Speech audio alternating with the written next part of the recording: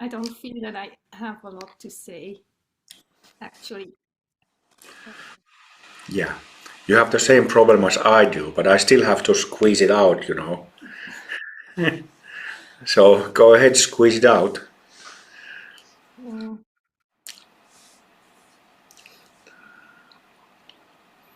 yeah, uh,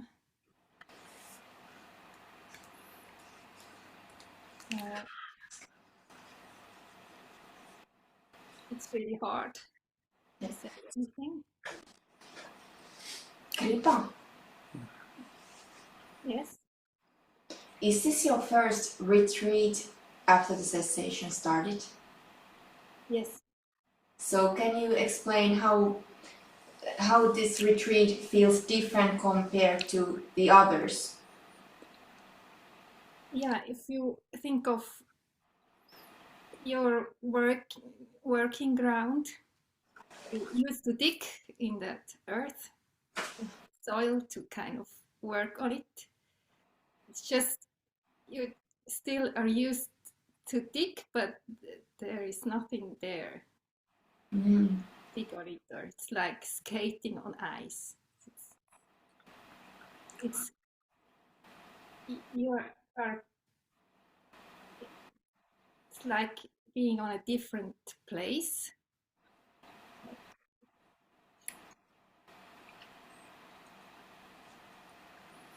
It does not feel like going into its retreat.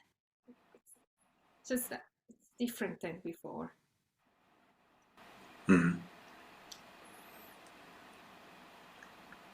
Yeah.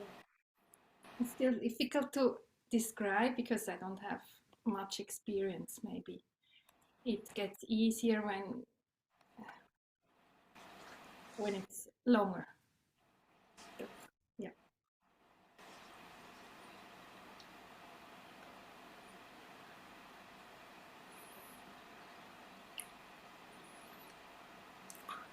Well, if I can add to that it does it get easier when it lasts longer? No, I don't think. I don't think. It's very difficult to describe or communicate. We've had these conversations with this retreat group here, and I was just saying that, like sounds so obvious to say that the frictions and the negativity that used to be there, those are gone. It's a very obvious thing to say, but how it feels like, it's extremely difficult to convey, describe in words. Like we talk about all these aspects of the of the natural state, characteristics of the natural state all the time, but you know when it's 100% lived experience, you never think about those characteristics. Like that whole conceptual study, conceptual figuring out, conceptual mapping is gone. No need. It just not even no need. It's just not there. Right? So this kind of gives creates that, like I was telling, did I tell you this in a Zoom session? I told it to people here at least, but I'll repeat it in case I didn't say it. But for these 6-7 weeks since my this final cessation of the astral body, I have been unsure whether what has taken place, if it is of any use for others or not. Like like it's kind of like it might sound like a dumb thing to say, but I'm saying it sincerely. Like I don't know if it's of any use, because it's because of this I don't even know what I'm kind of saying with that. It's it's like a weird thing.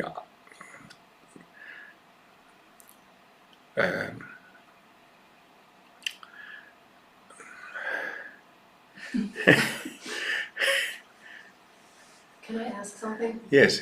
Do you feel like it would be useful for us to be there where you are? Does that make sense? Useful is not the right word. It's just different than before.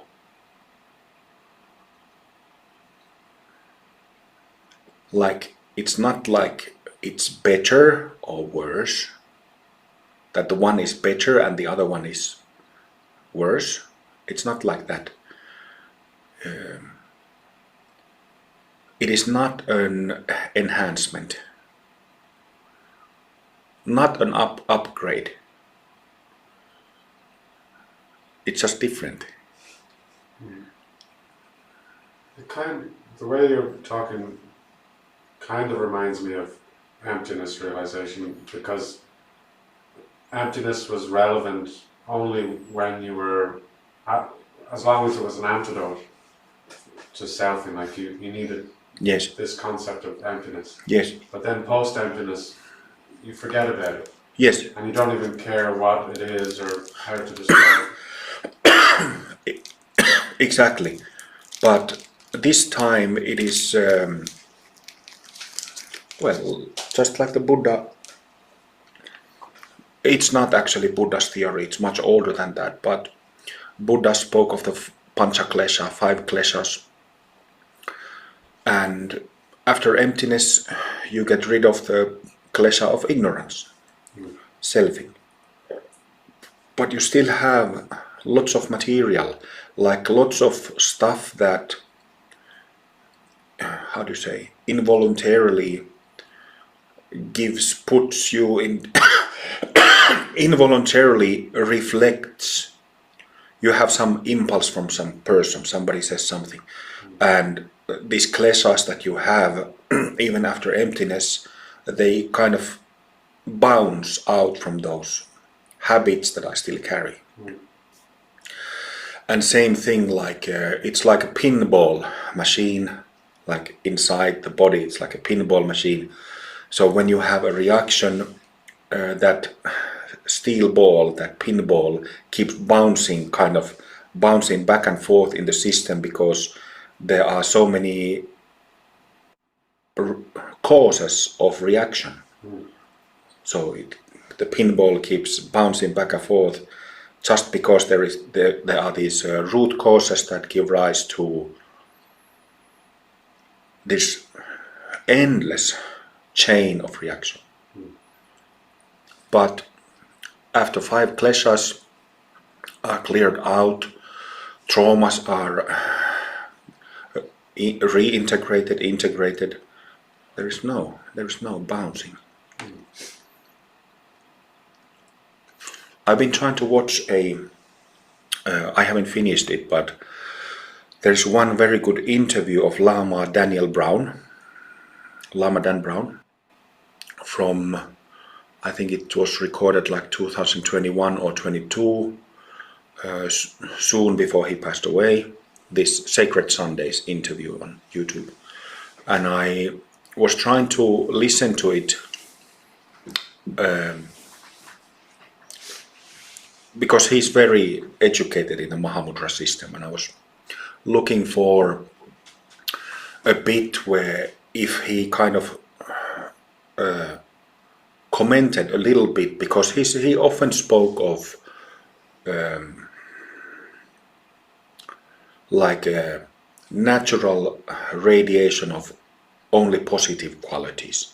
he used a certain phrase that he used, like this natural spontaneous radiance of positive qualities. And that is, of course, that radiance of positive qualities. I would hesitate to use the term positive. I would rather say like natural radiance of natural qualities rather than positive, because of a point that I'll come to in a moment. But how it was with trauma, there was this like underlying sediment of doubt, cynicism, negativity, that when you get some impulse, you get an impulse from your own mind, you start thinking about something or someone, or you get an impulse from outside, there's again that pinball bouncing inside the pinball machine of the mind, of the subtle body. And I remember how it felt like still like day before cessation. I've written about this, that I didn't know, like it could have as well kept continuing for another 2 years, 5 years. It wasn't obvious to me at all that the cessation of the astral body was so close. It wasn't obvious to me at all, because there was this, like I said, this constant reacting. And I'm not saying that I was having big emotional reactions all the time, but what I'm saying, it's kind of like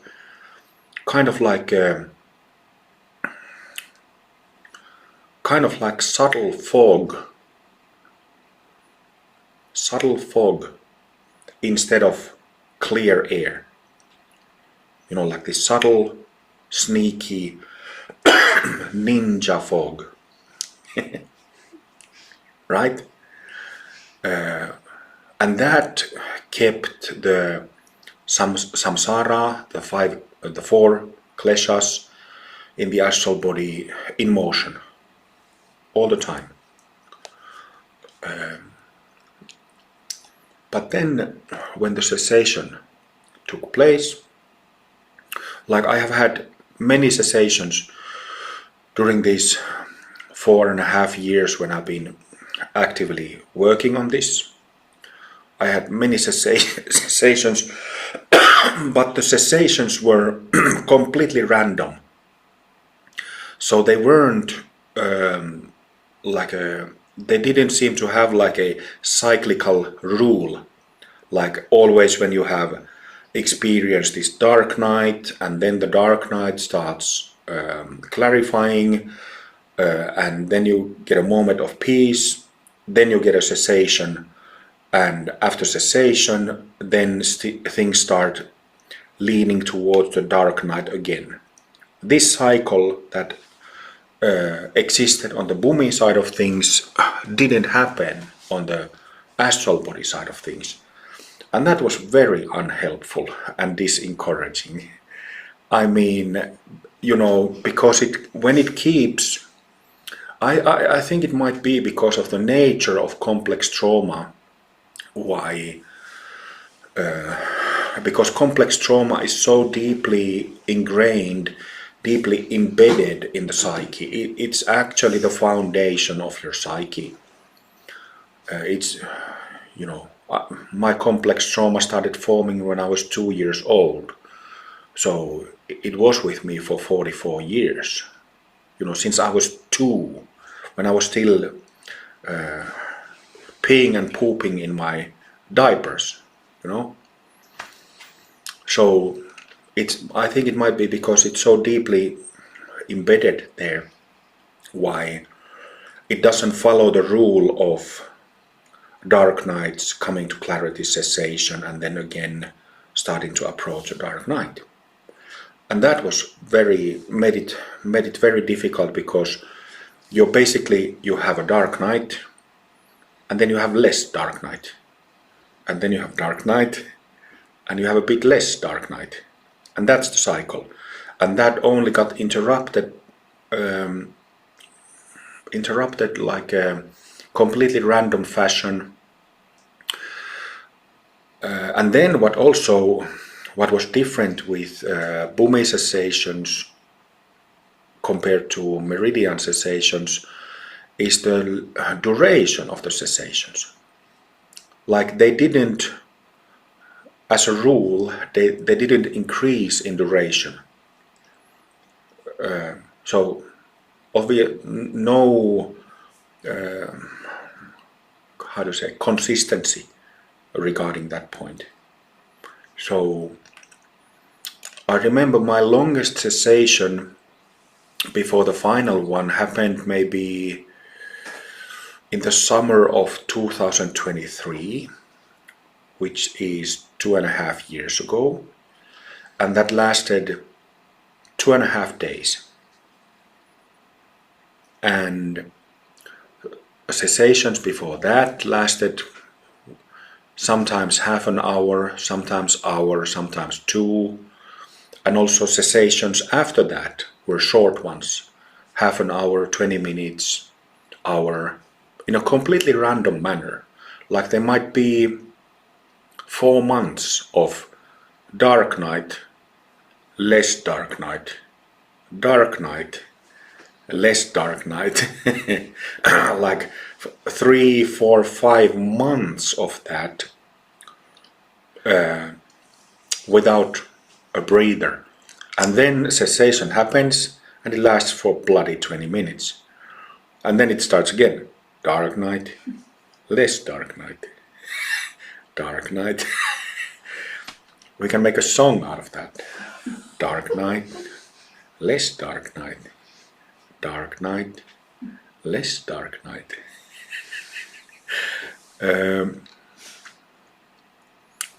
So yeah, I really didn't, like I was already prepared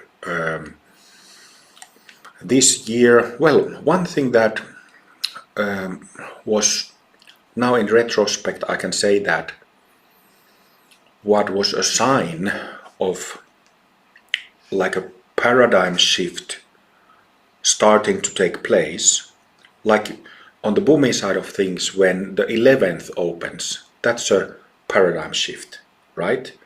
Because then you are most of the time have this knowing awareness and you don't need to look for it anymore. So it's a shift in paradigm. And that similar paradigm shift started to take place for me like May or June this year. So about 4 years after trauma healing and meridian work, in the form that there was simply a little bit of spontaneous joy, spontaneous laughter, spontaneous ease there. Like it was suddenly there. I remember last summer I realized, oh, something is a bit different, because it's not only dark night, less dark night. Say with me, dark night, less dark night. So it wasn't only that, but there was a little bit of joy, little bit of ease, little bit of that Baba when I was 13 years old, 20 years old. So that foundational cynicism and negativity and disappointment at life, disappointment at people, started to crumble a little bit.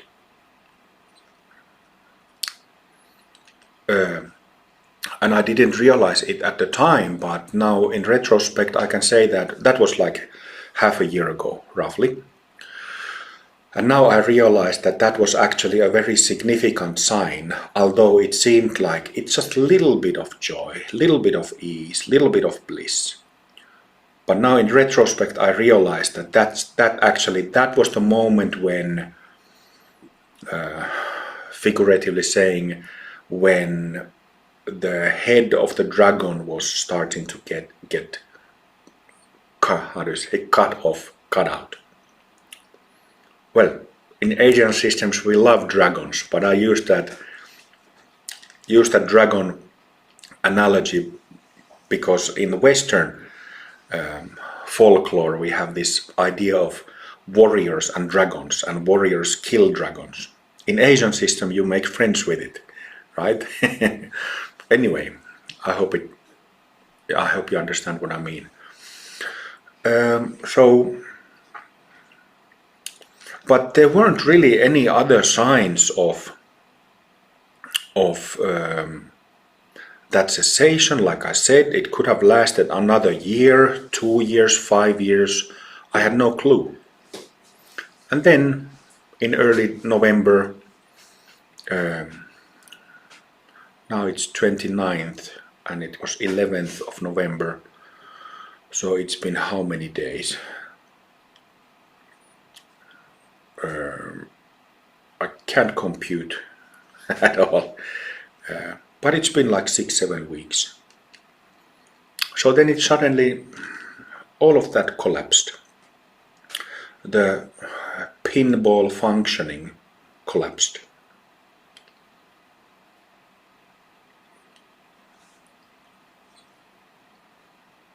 So like a total change, total psychological transformation, which the reason why I was watching that Dan Brown video was because he has been so good in, like, he was a professional translator of Tibetan texts, and he so well formulated these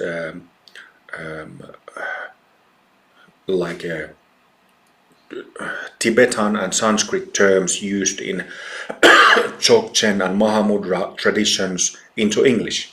He rendered those terms really well. Well, it's not rocket science, but when it's not rocket science in the sense that we are still speaking about this ground positivity in this case. This ground positivity and its radiance.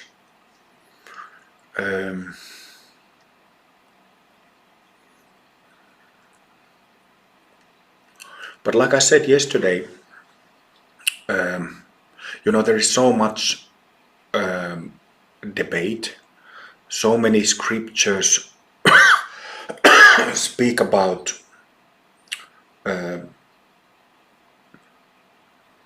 that enlightenment is not an attainment,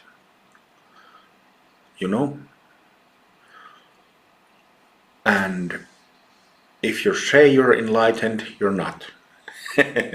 Last time when I saw people discuss this was today. The time before that when I saw people discuss it in Facebook was yesterday. There is so much if you say you awakened, you didn't. It's like this. Well, it gets much worse, much more ridiculous with online discussions, which just says that, what you can express with your one finger and with written letters, simply, I think the discussions would be much more interesting if it was actually people at a coffee table having conversation. There would be much more nuance, much more color. Anyway, but the reason why scriptures say that it is not an attainment, an enlightenment, it is not a state, because it is not a state. it is not a state, because it is not an experience you're having. It is not an experience you're having. Like when you go to a masseur and get a massage, you're feeling it. You're having the experience of getting a massage, like a momentary passing experience. And I could still get a massage, but my point is that the natural state is not ultimately something that we experience, because it is something that we are. But the whole pinball machine has to collapse to really understand it. There is nothing to understand but to really embody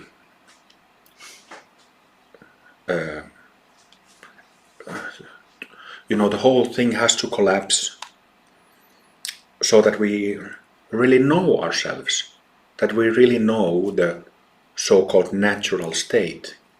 But it is not a state. It's the samsaric states of mind that are states. Like state means that clouds in the sky, you can see one cloud, another cloud, another cloud, another, you can see these bubbles of clouds. It's like, those are like states. Good analogy for states. You're in a state of emotional negativity, or maybe feeling hopeful about whatever things you, and this has a wide range of emotional states. We have all the negative states, and then we have all the samsaric, impure positive states. There is one very basic teaching in Buddhism speaks of hope and fear. Hope and fear. That if you're attached to either, you are in trouble. Because it binds you into a state. It defines, puts a stamp in you that makes you stuck. And that stuckness inhibits, obstructs your free flow. Right? So, and through this we are creating that pinball machine. Right? So it's now recalling back to Bhumi cessations. I think the longest Bhumi cessation before my final Bhumi cessation was something like 5 days. So it was a good chunk of time. 5 days and 5 nights throughout the night. So it already gave a proper taste, filled the belly nicely. But my experience, it might be different for people who don't have such a deep trauma.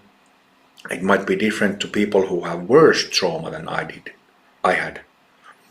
So, but my experience is that I didn't really get despite of that 2.5 day cessation 2.5 years ago, I didn't really get a good taste of it. Like the 2.5 days, I was, in terms of healing of trauma, I was still completely unfinished 2.5 years ago when that longer cessations happened. So as soon as it ended, it was back, dark night, less dark night.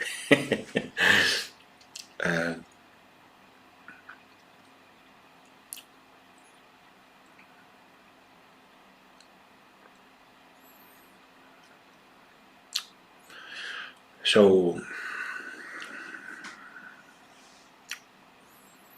yeah, it is a paradigm shift. Paradigm shift in my case,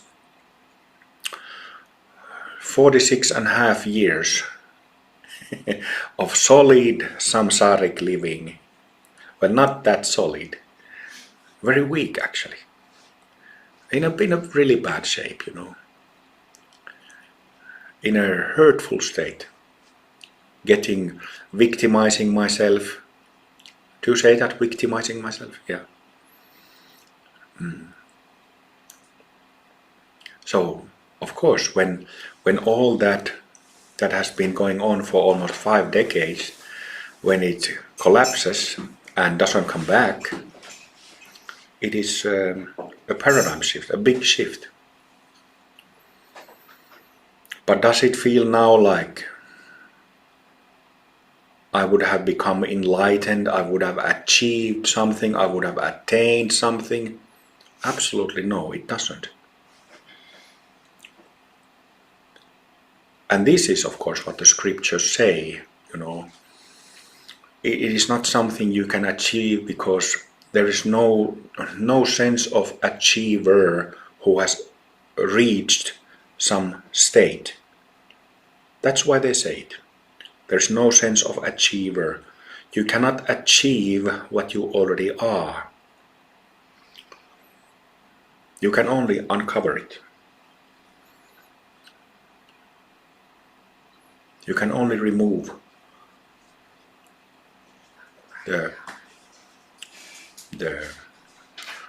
the causes that obstruct what we are.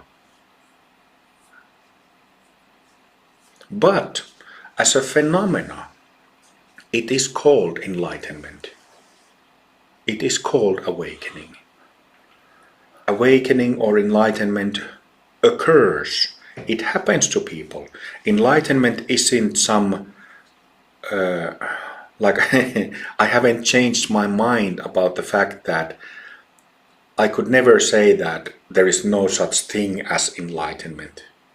No, there is such a thing that we call enlightenment, that the Buddha called enlightenment, that all these great Mahasiddhas called enlightenment. There is such a thing, and it happens to people. But the way how it happens, I remember I have given guidance to awakening, like first Bhumi guidance, for something like 160, 170 people. And many of them tried to, as they were writing their daily reports, written reports, emailing me, many of them kind of started to imagine how that awakening is and how it will be, how the awakened feels like afterwards, after the shift. But it's something that you cannot imagine, right? Cannot imagine. You cannot imagine really anything. Like if you never ate a banana, can't imagine, no matter how you read from some book the definition of banana's taste, you won't taste it. Same thing with everything, right? It's such an obvious point, isn't it? But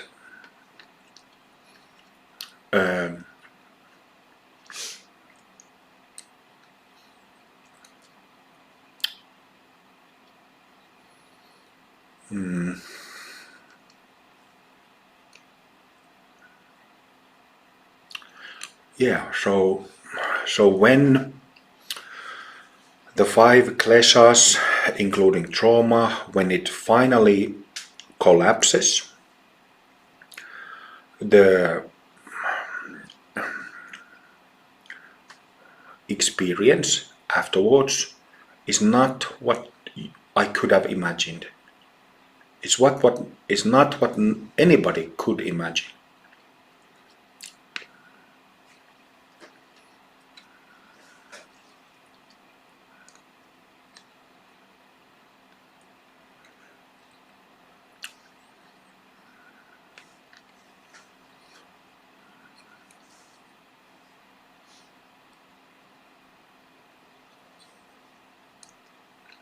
and it is not disappointing.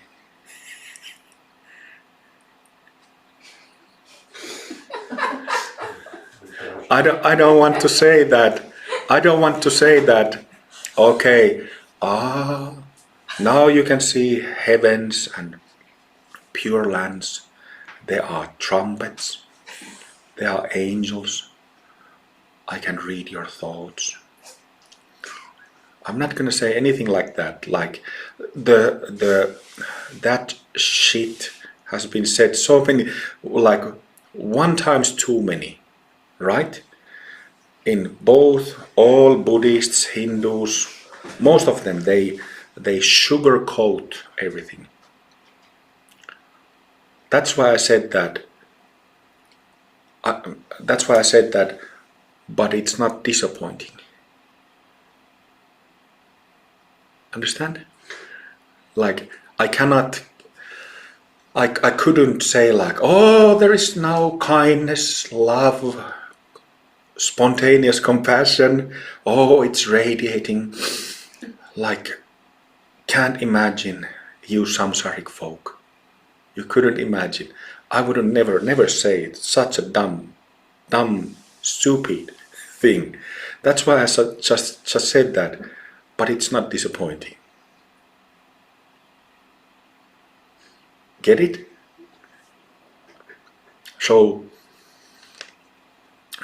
despite of all the hard work that went into this, my internal work, and of course because of my position as the founder and head teacher of Amrita Mandala, I also had to put together a method, the path of healing and light, that you, my students, could follow and use.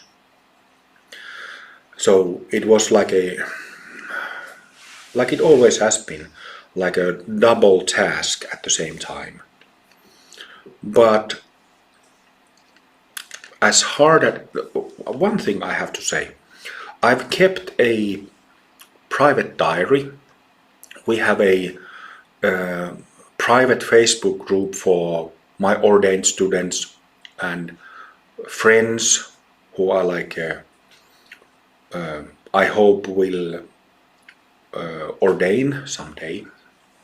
So I've kept this private diary there in the group since 2017, I think, and I've written for these 4.5 years almost daily something there. It's well over 1,000 entries. But I didn't want to keep it. One of the reasons why I didn't want to keep it in our larger Sangha, not the public group, but our Facebook Sangha group, is because there was so much heartbreak, so much negativity, so much fucking anger in those entries that I knew that if I had updated my experiences for 4.5 years for all Sangha to see, there would be only 2 Sangha members left, myself and Rani. You know, it was that bad in a sense. But now, you know, I will make some writing based on those entries at some point. But now I kind of feel that, okay, now you could read my diaries because now you know that I will come out of it.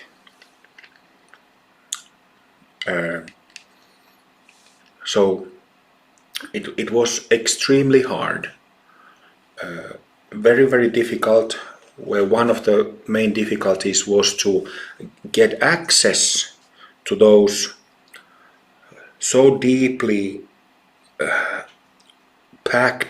tightly packed sediments in the psyche and trauma knot. It was incredibly difficult. And of course, you know, the main feature of trauma is that, I use this phrase, that it's kind of in the subconscious of the subconscious. It's like a double blind spot. subconscious mind is already challenging to work through because, it's subconscious, it's under the lid, it's stuff that you are not aware of. So it comes from a blind angle. But with trauma, it's double because you are living the trauma, you are seeing the trauma, you are thinking, you are feeling the trauma all the time. It distorts your view, your perception all the time, right? So that's why it's not only under the lid, it's what you live. And that makes it like a double blind angle. And even though it was very hard to go through it, I have no doubt that it will be as hard or even harder for a number of you. But it turned out it was possible. That's the thing, I had very, very little knowledge of trauma when I started learning about my own trauma. After 10th Bhumi Perfection, I had so little clue. And up until that point, sometimes Facebook suggests like a past updates that you have done on previous years. Those memories in Facebook. It suggests, and that's been like 2-3 times I've had to delete my updates because I was so certain 10 years ago, something like this, that emptiness realization would take care of everything. I was extremely ignorant. Extremely. I didn't know trauma at all. Even though I was traumatized, I had no clue that I was suffering of trauma. So back in those days, I was just focusing on emptiness practice and had full confidence that this will take care of everything. Turned out not to be the case. But, 4 or 5 years ago, in the spring of 21, it was kind of like a quick learning curve. And back then, and through these few years, I've been listening to some like leading psychologists, psychotherapists. Nowadays, it's so easy to get information because, there are YouTube channels and there are like these leading figures of the field giving talks. But I noticed one thing early on from their talks, which is that they usually speak of lessening of symptoms and learning how to cope with one's trauma.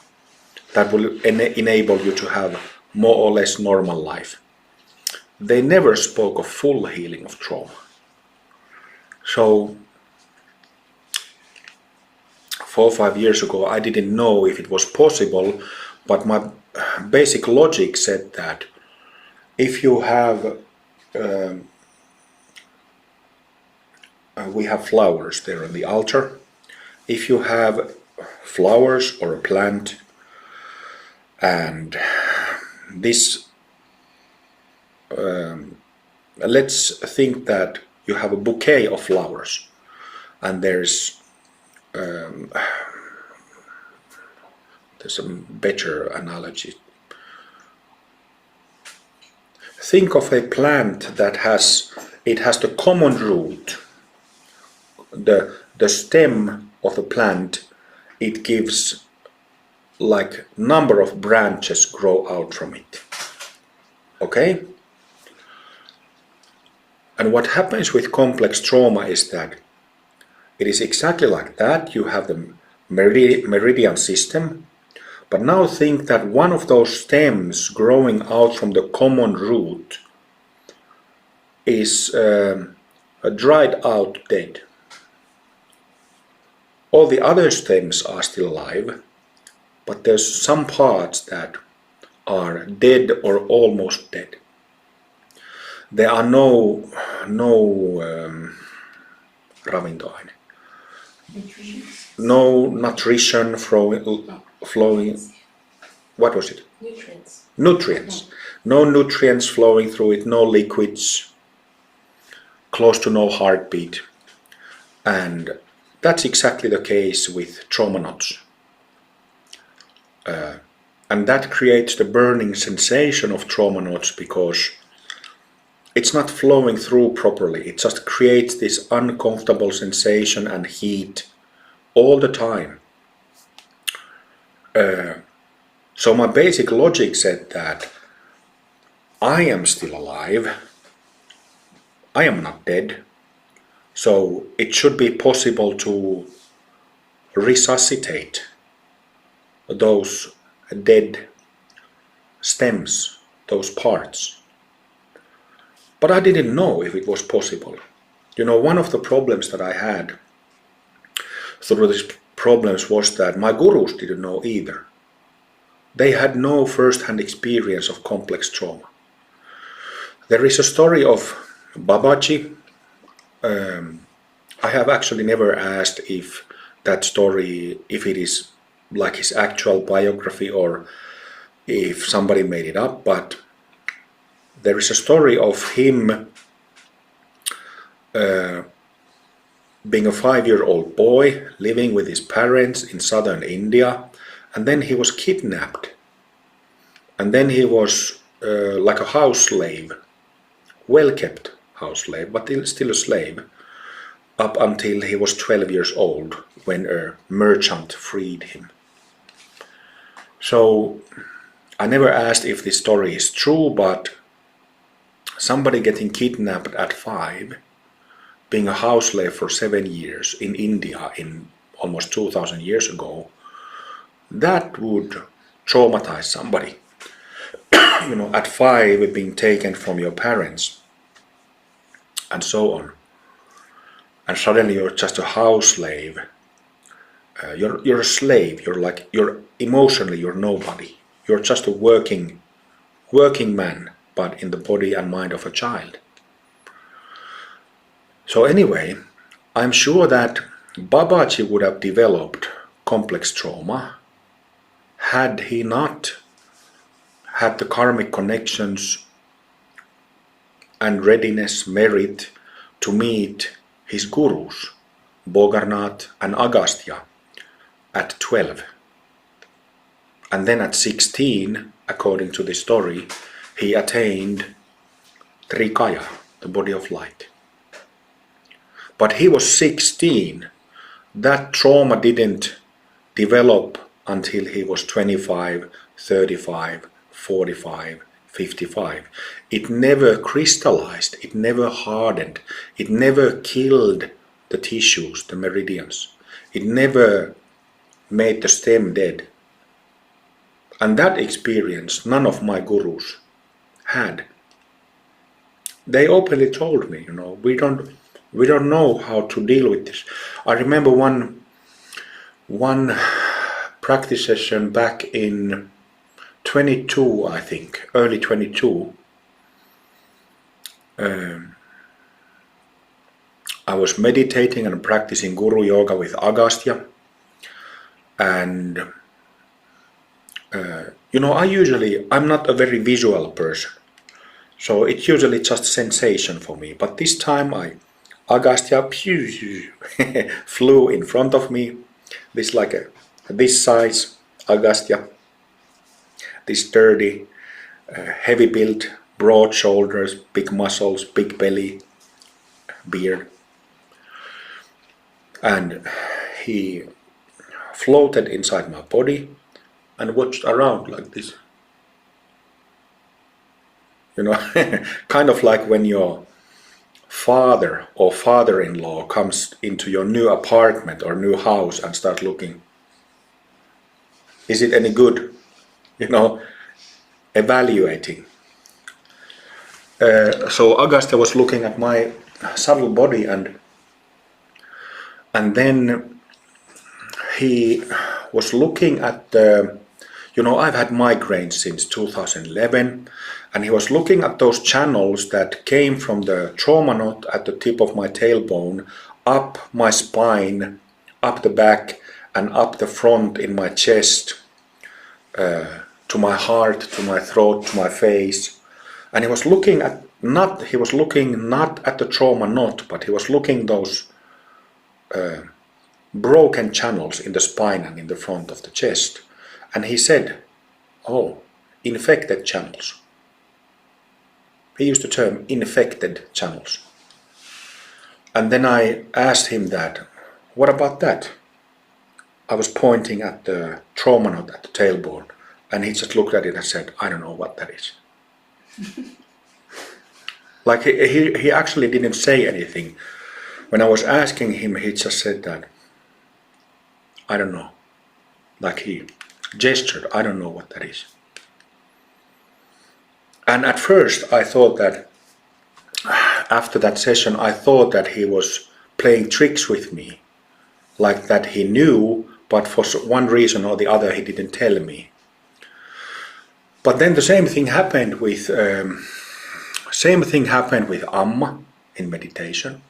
Same thing happened with Babaji a couple of times, and probably happened with Agastya second time.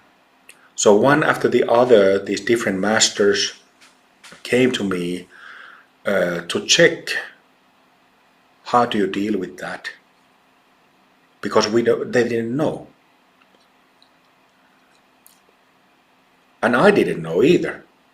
That was the problem. I didn't know either. I had to learn every single thing that I've taught through these years in trauma specials, in retreats. I didn't know any of that. So I had to figure out.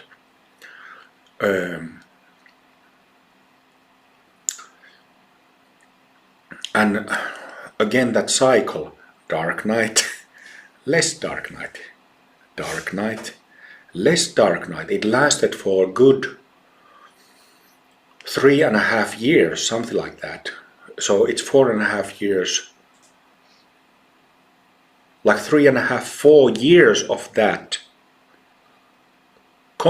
Not really knowing, like, of course I could feel that mending practice works, reintegrating dissociated parts practice works, power retrieval, that they all work, but I wasn't getting any like major signals, like major, there was no major moments. Again, it would have been so much easier if there had been that constant steady stream of cessations that would have given me the confirmation that, oh, yes, this works, so I'll just keep going. But it wasn't that. It was rather, it seemed like an endless work, which was also extremely tiring, because when you actively poke and invite your trauma, it keeps coming up. It keeps coming up. It's like wrestling with crocodiles and tigers and bears and, every day, all day, every day, all day. So when I say dark night, less dark night, it sounds funny, but I'm not joking.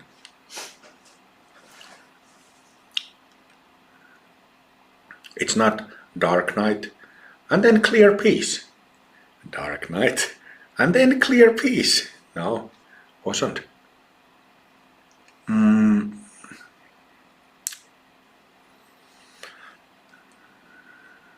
So, but I didn't really have a choice, I just had to keep going, had to do something about it, to my own mind, to my own situation, but also because of my responsibility. My responsibility for all sentient beings.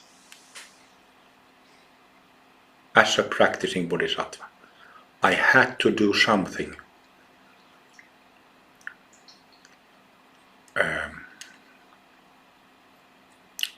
And then, like I said, that basic logic, my basic logic told me that I'm not dead yet.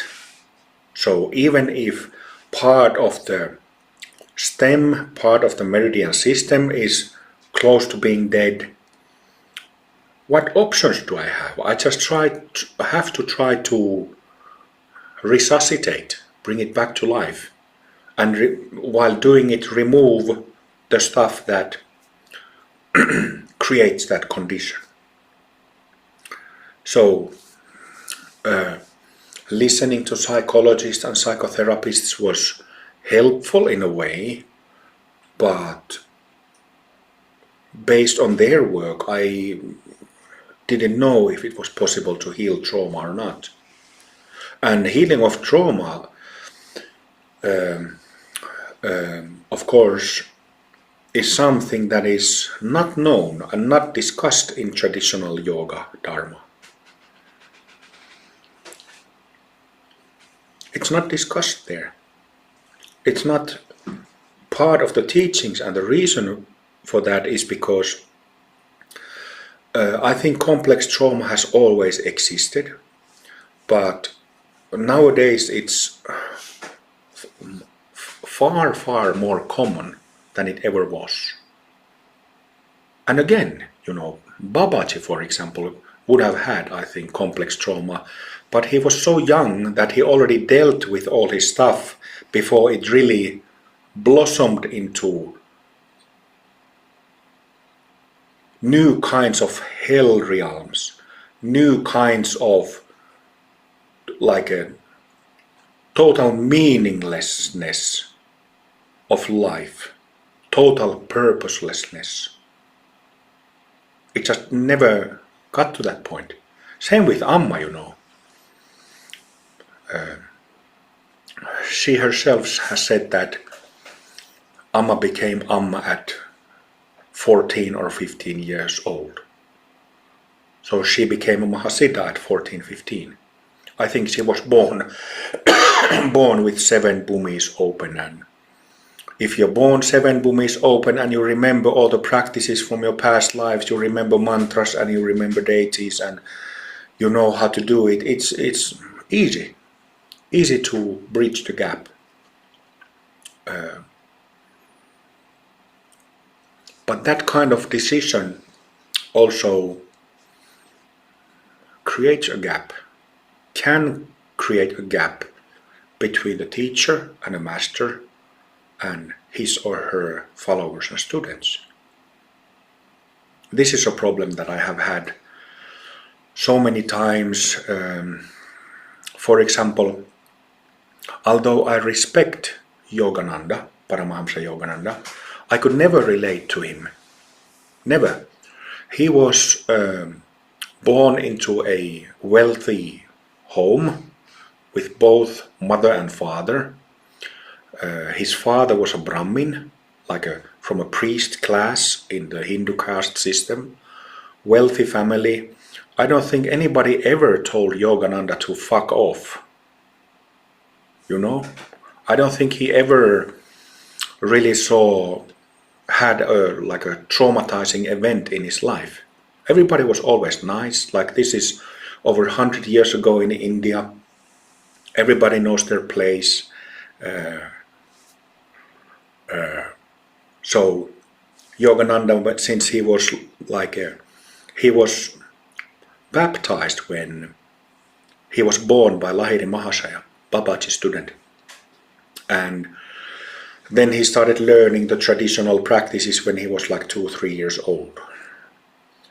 And if you read his book, it's kind of like reading the story of somebody who's always spiritually perfect. And I could never relate to that. It was a very inspiring book, but not because of Yogananda's personal story. To me, it was an inspiring book because of Babaji, because of Agastya, and because it spoke of Kriya Yoga. But I've had the same issue with many Tibetan lamas also, who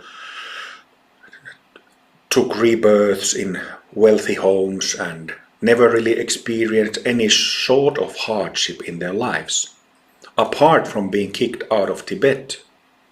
But even when they were kicked out of Tibet, they were not alone. They had each other. They had a very strong culture. very strong psychological bond. So traditional Dharma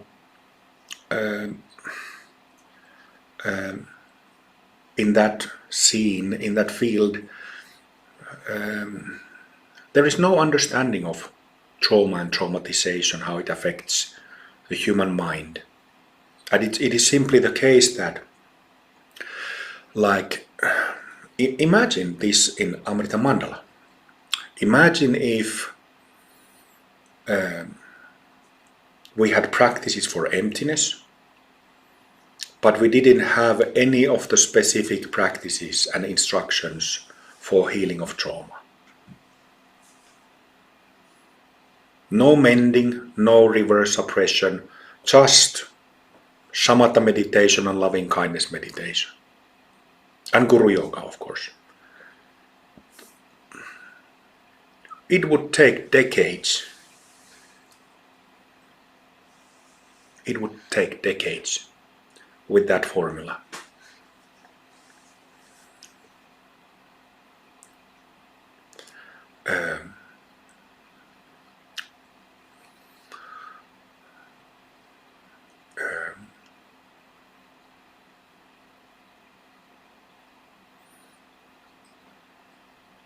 So it is like I have said a number of times. I think that whether people of the world at present and people of the world in future, if they feel, whether they feel that yoga, internal yoga practices or Dharma is relevant and really valuable for them or not, I think it is decided whether the systems have trauma healing practices or not. Effective trauma healing practices, that is. Because there are so many traumatized people.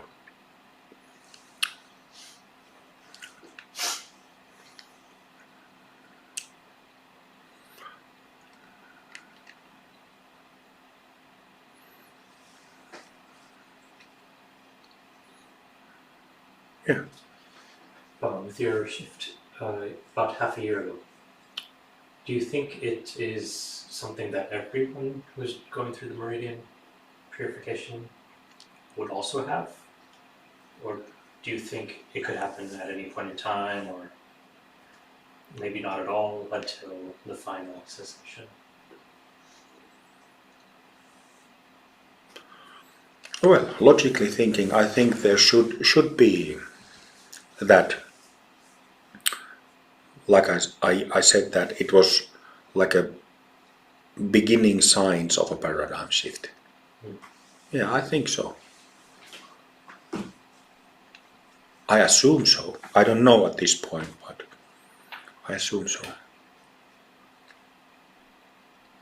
Why? Are you concerned that you won't have those signs? No. A recent shift I had felt very similar to maybe like the sixth perfection, or maybe eighth, or maybe even less, something around that time. Felt very similar to that. Or it feels like this is very different from even a month ago. Oh yes, you reminded me. That phrase, spontaneous radiance of only positive qualities. Only positive qualities. I don't know if if you look at name of a Buddha in Sanskrit is Samantabhadra. That Buddha is called Kuntuzangpo in Tibetan, which means it's like a Buddha of everything that is good. In English, one very good rendition of that is basic goodness. Basic goodness, fundamental goodness. Kuntuzangpo Samantabhadra. So spontaneous radiance of only positive qualities and energy. Yes, But I think that the word positive is very limiting. Positive is limiting here.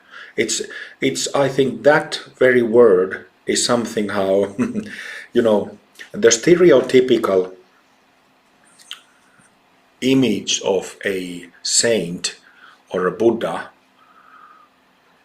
is this serenely smiling, always speaking in this voice, just being happy about looking at flowers and little birds and being a vegetarian and just enjoying life as it is.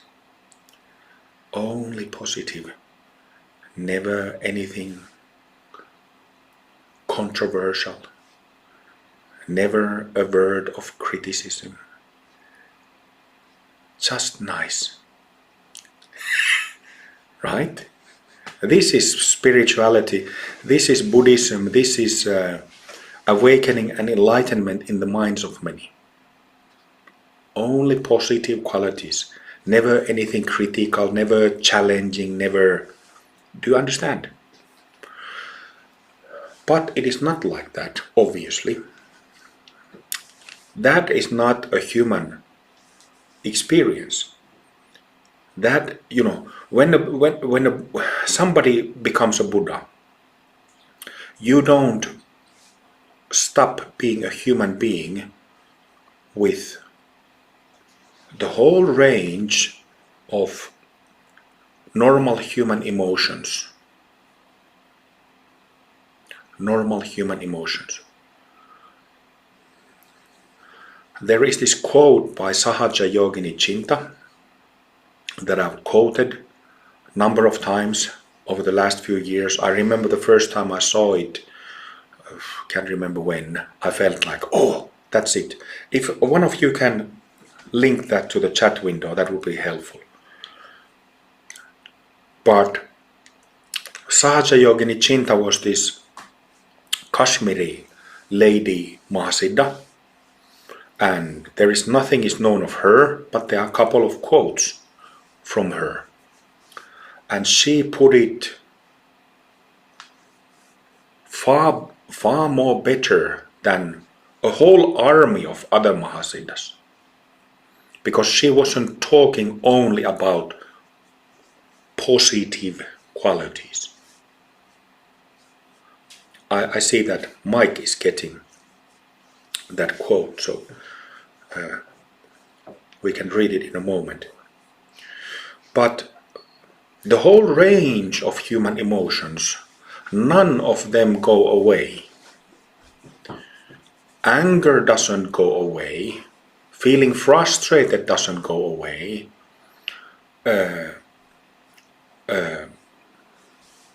None of it goes away.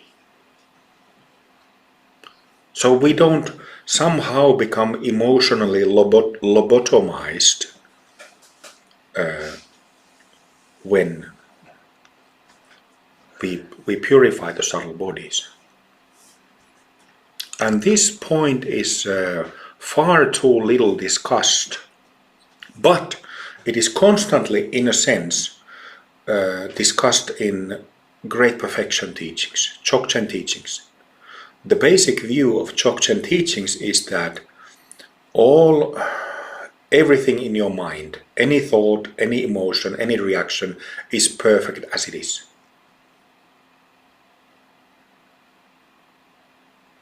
But I have never heard a single Dzogchen teacher to really actually specify what that means. But Sahaja Yogini Chinta specified it. Are you finding it, Mike? Not really. Okay.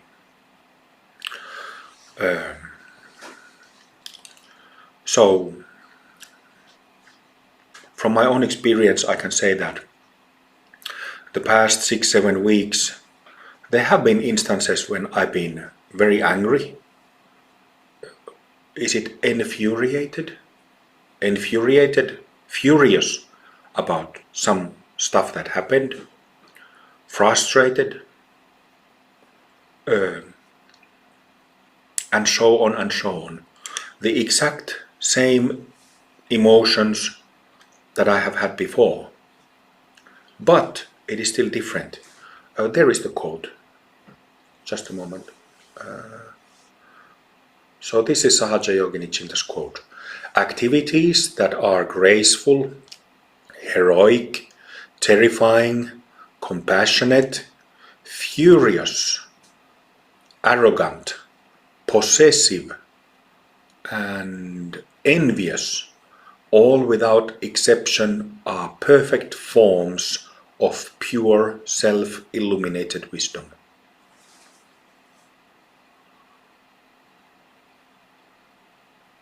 That is one of a kind. In the vast world of Dharma books, it's one of a kind. I have never heard anybody say that before, but that's exactly correct. Activities that are graceful, heroic, terrifying, compassionate, those are easy ones. Graceful, heroic, terrifying, compassionate. But then, furious, arrogant, possessive, and envious.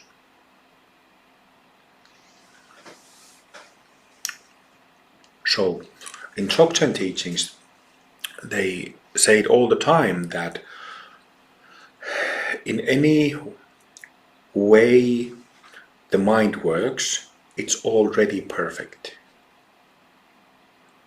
But my experience is that this, just like Sahaja Yogini Chinta says, it is literally the case.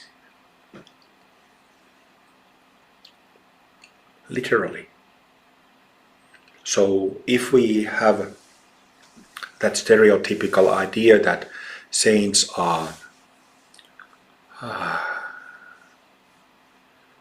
just smiling, how peaceful, how wonderful, how fantastic. This is one kind of theater, one kind of samsaric theater, samsaric drama.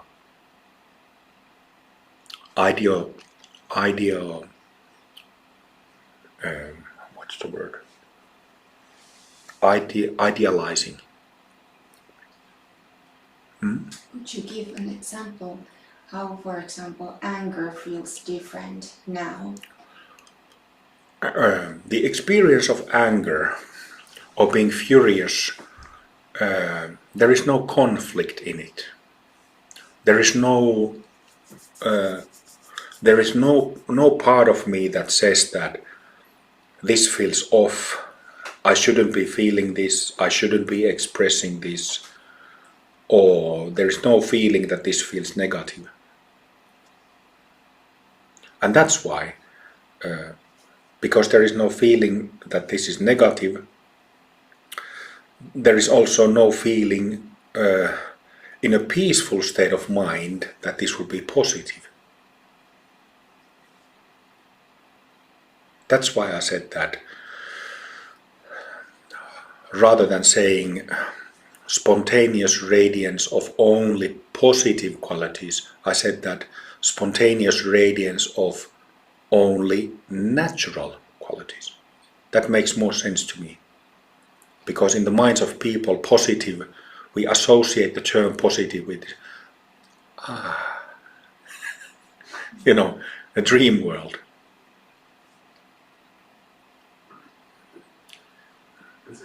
It's a bit confusing to hear Yes. that arrogance can be perfect. Arrogance and possessiveness, things like this, that we associate with being samsaric.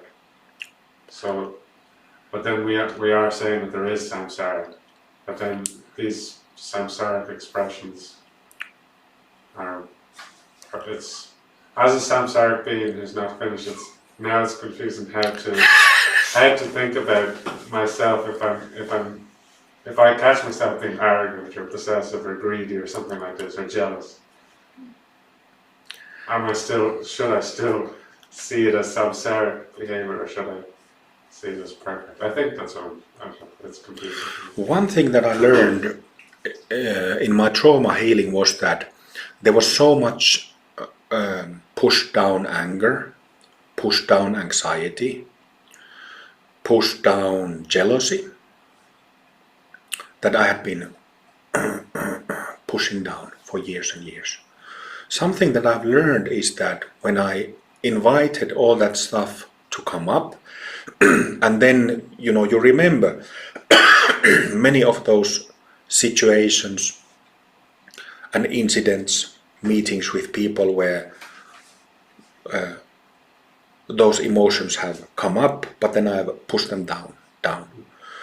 What I realized when I remembered many of those incidents was that, oh, that was actually a perfect emotional response in whatever the situation was. That it was exactly right emotional reaction to whatever the situation was. That it was healthy reaction. It was healthy to react angrily. It was healthy to react anxiously. All of that. And that was a major discovery because like an eye-opener.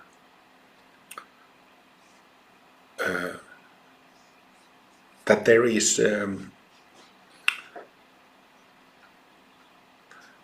what I never learned because of my trauma was this healthy emotional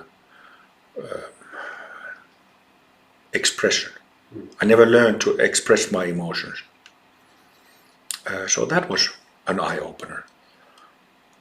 But if we remove that whole trauma from this, again, you know, we can think of somebody being furious, arrogant, possessive, and envious. We can think of different example situations, right? Like arrogance, for example, it doesn't mean it's not like a you can be arrogant because of different reasons. You know? Sometimes, I guess, some example, you might seem arrogant if you're just standing your own ground. You might seem arrogant by not buying into other people's BS. Oh, that's arrogant. You're not. You're not supporting me. You're not, you know. Possessive, same. Envious, same. So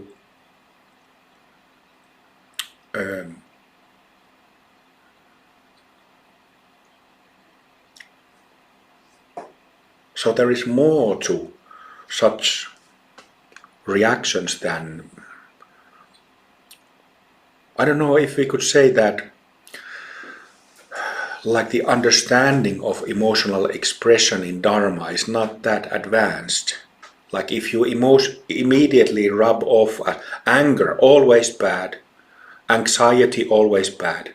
Well, what then if somebody beats you up, abuses you verbally, psychologically, abuses you anyway? Yes, you're not supposed to get anxious. That would be totally unhealthy. Right?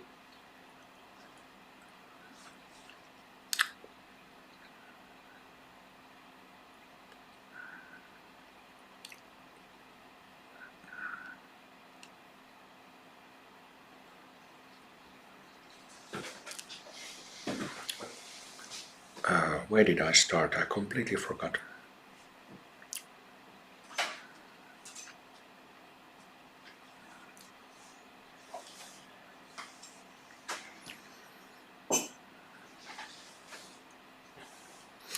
Maybe I'll come back to what you said about, well,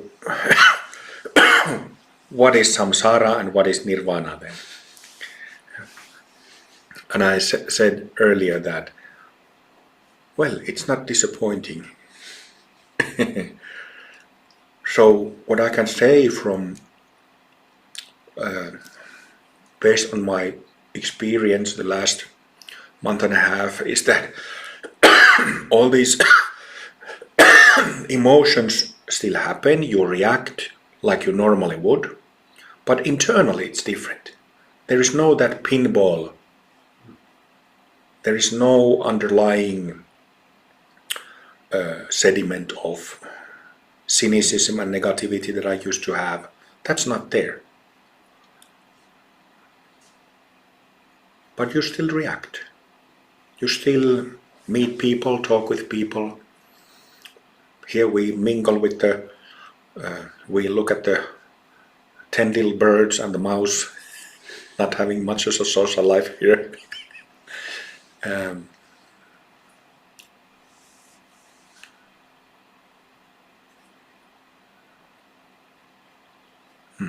But then one's life experiences decide whether they would act with arrogance, anger, compassion, all of that.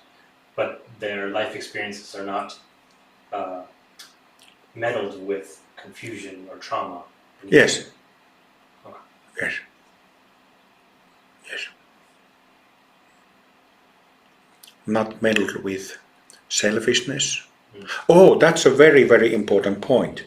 Like, no matter how you react after purifying the 5 kleshas, it's not fueled by or affected by any selfishness or it's not fueled by any negativity actually. Yeah. And in that sense, compassion is real.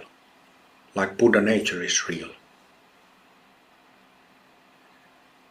You could almost is kind of like attach compassion onto every one of those words. Yes.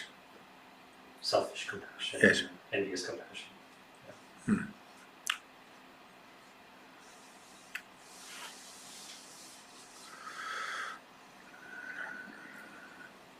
Kripa, you tricked me.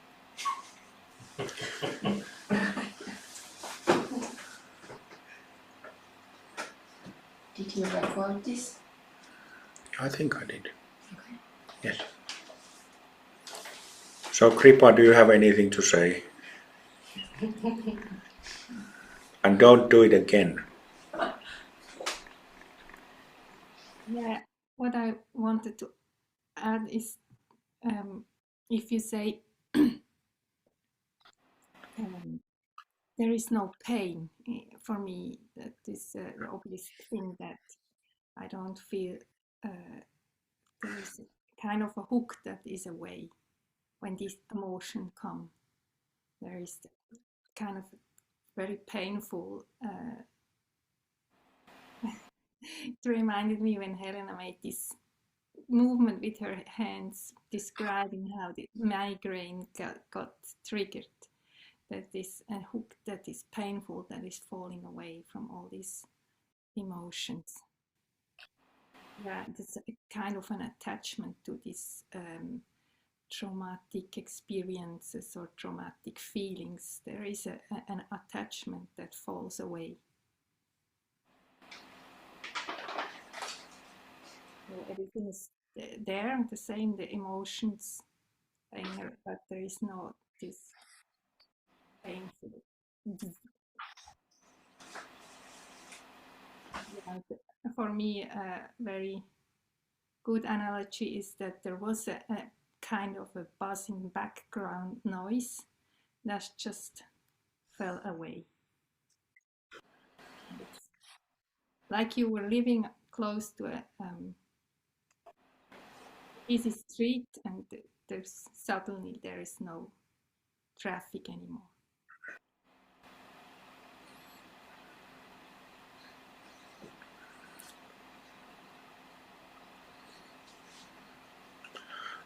No need to get calm. No need to calm down.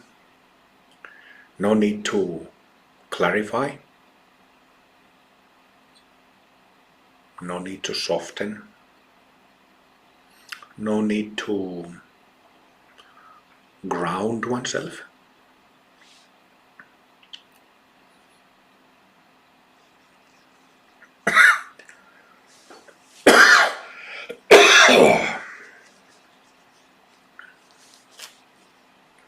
You mentioned, Kripa, to us that there was taking time for your body maybe to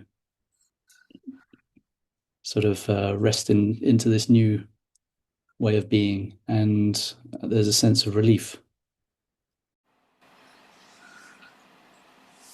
Yes, I think that is what I described, that this bus is away and the body is getting used to that. That he can, at first, my body did not trust that it's really happening, even though the moment when everything fell away, it was very clear for me, okay, that's it, but you don't believe it yet. Your body still is in an uproar, kind of, because it still tries to find that hook.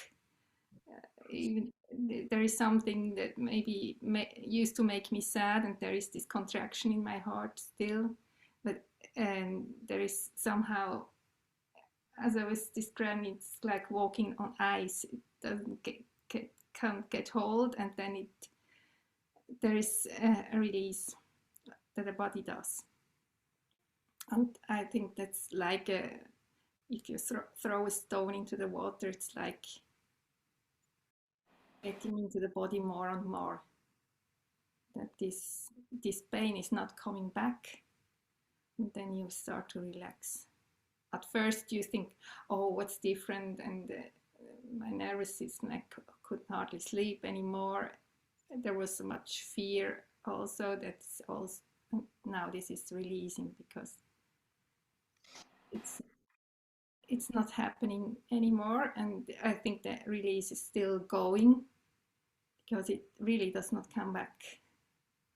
And there's quite, as Papa said, quite many years that this pain was always there for that and that thought or that and that situation, that it's always was triggered. And what also I think that causes the fear that you identify with that trauma, with that patterns that you have. It's kind of your home. You at least you know what is going to happen if, and if that falls away, then it's kind of for the body. It's, I think in my case, takes time to adjust.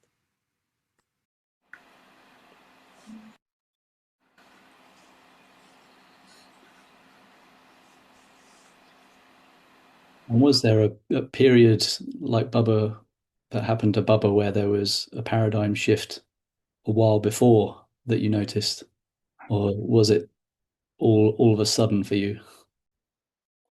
No, for me there wasn't a paradigm shift. I would say it was quite the opposite. I was more and more disappointed with my life and people. But it was kind of fuel for my practice, I guess. Looking back, I never was really good in detecting cessations. And looking back, I don't think that was what I was thinking were cessations. It does not feel like that. So for me, it's different.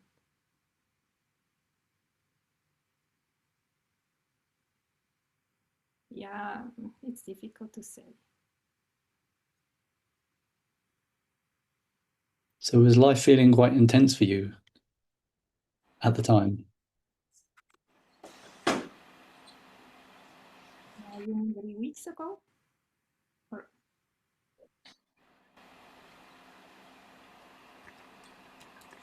not really, actually. It just had a very good practice time, very intense practice.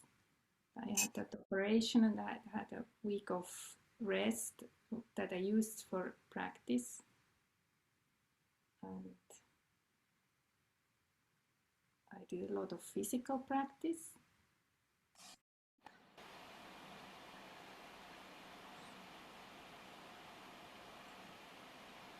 Yes, and what I just observed in Baba's case when he gave the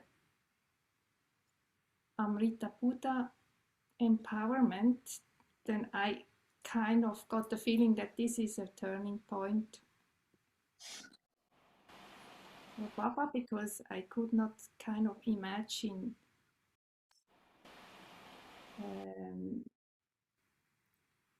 that he could give more. I just felt it's all out, all that he can give and all that he can do, he has done.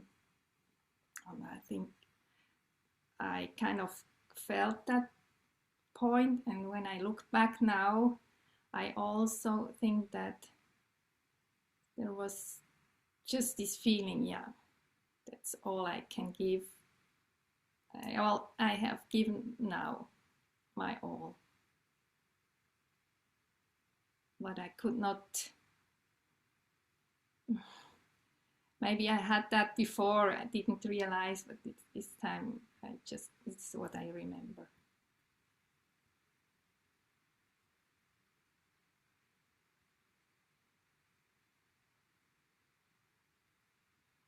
And I think also Baba mentioned that at one point that he just didn't care about the consequences of the practice anymore, because he just felt the need to get it done. It was the same for me. As I said, I was getting more and more frustrated and disappointed, and I just said, so not doing, or I'm not paying any attention to anything anymore. I just dive into it.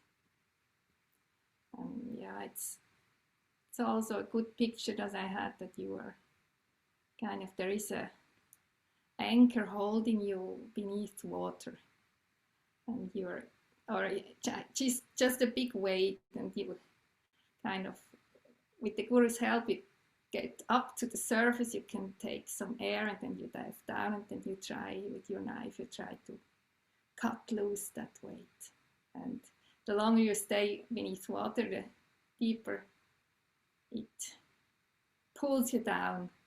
Then you swim up again and get air, and you cut and cut and cut until it falls off, until you get up, and then you just swim and do everything just to stay up. And then with time you realize, oh, I don't have to, I'm floating, I don't have to swim, and that's the process when your body tries to adjust it. It realizes, oh, I don't have to work. That's the kind of release that, yeah, is still going on in my side.